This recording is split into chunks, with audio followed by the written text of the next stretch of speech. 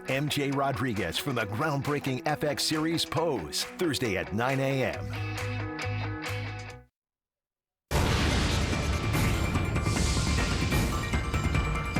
Now at noon, breaking news. The recent surge in coronavirus cases has prompted California officials to institute new rules to help protect the state's most vulnerable. Proof of vaccination or a negative COVID test are now required for school employees and anyone visiting a hospital or a nursing home.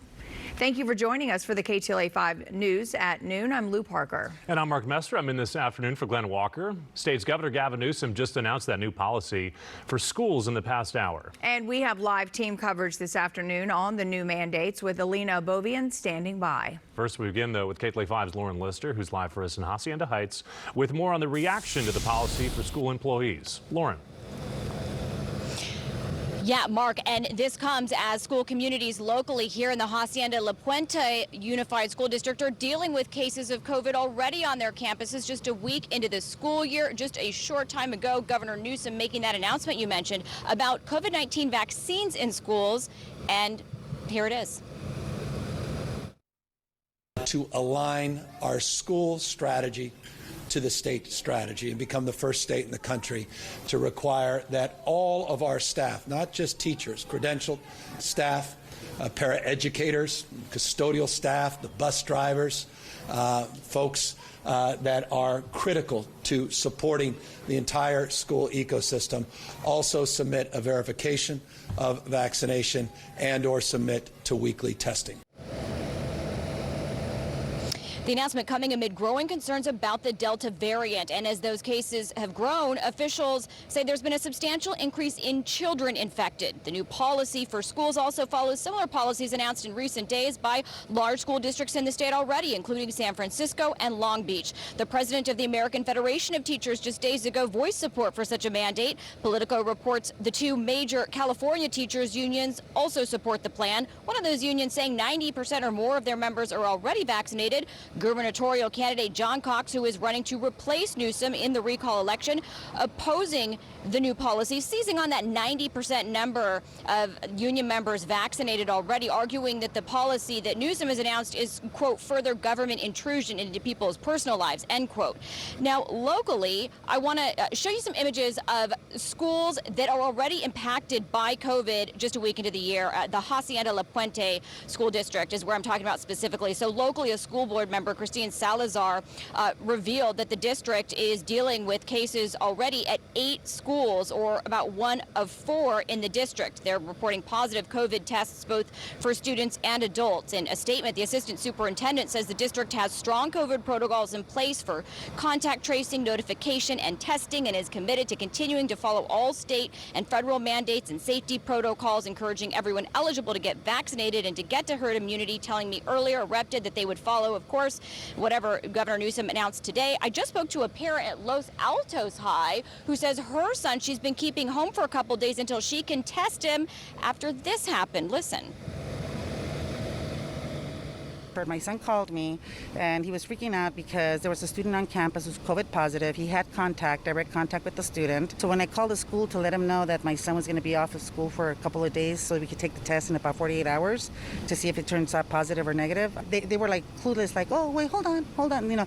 So my concern is my son's going to be off of school for 2 days. How does he get his homework? He doesn't miss school. Can he Zoom in?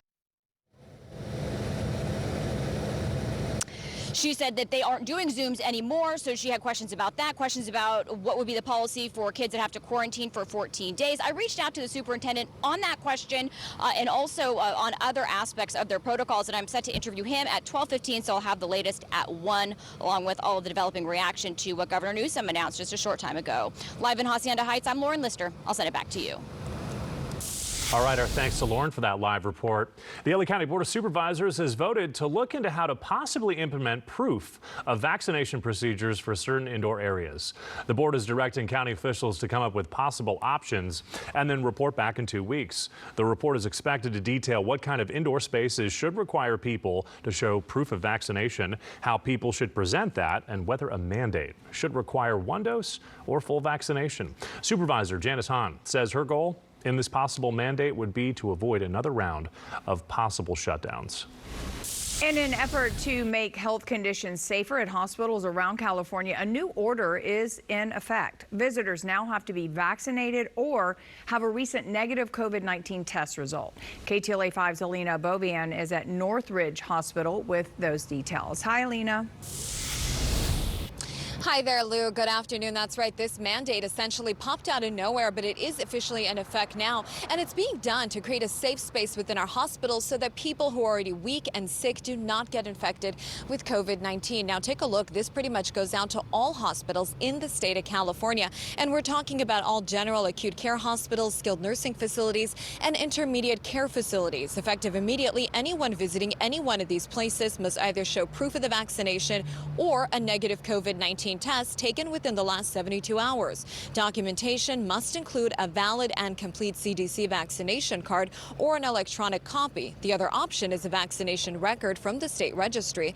Now, in some extreme cases, there are exceptions. Take a look at this. People who are visiting a patient who is in critical condition when death may be imminent, they are exempt from the vaccination and testing requirement. Hospitals will be tasked with keeping track of everyone who comes through their doors. California Department of Public Health issued this mandate this week amid a spike in COVID cases and hospitalizations across the state. Majority of the people testing positive for the virus are unvaccinated. The State Department is also requiring that workers in healthcare settings be fully vaccinated against COVID-19 or receive their second dose by September 30th. For several months, hospitals already have been limiting the number of visitors due to COVID. I think it's the right move. I think if I want to visit a loved